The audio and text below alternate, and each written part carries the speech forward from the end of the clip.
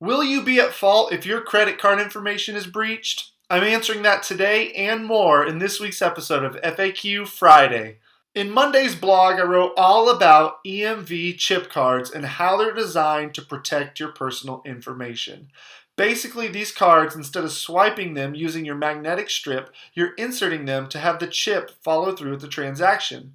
While the magnetic strip stores your information in the strip and uses the same code each transaction you make, the chip does something different. It creates a unique code for all your transactions so that no transaction is the same. This way, if your information is hacked, the hacker is getting old information. It's like trying to log into one of your accounts using an expired password.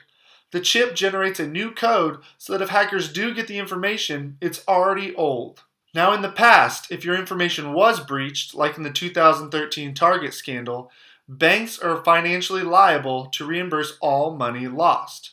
However, in October of last year, with the new chip cards in place, there was a liability switch. Stores were asked to make the chip card option available to all customers. If a customer was using the chip card when a breach occurred, the bank would still be liable. However, through something called the liability switch, if a store is not offering the chip card option, the store becomes liable for the breach. So that brings me back to the original question. Are we held liable if our information is taken in the event of identity theft?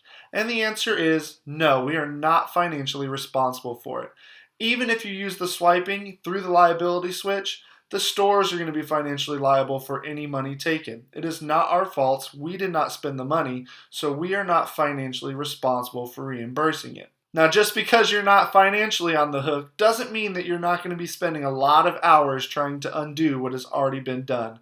Identity theft can be a huge headache, but just know that in the end, you will be made financially whole again. If you want added protection, there are insurance plans that can protect you from identity theft.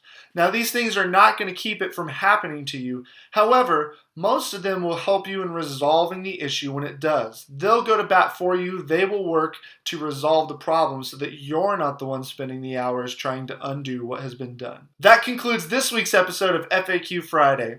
How do you feel about the new chip cards? Do they make you feel any safer? Or are you thinking about just going to completely cash? Let me know in the comments box below. And as always, if you have a question that you want me to answer in my video series, email it to info@craigdacey.com. And if you found today's information valuable, hit the share button so that other people can find it. Thank you guys so much, and I will see you next week with a brand new episode.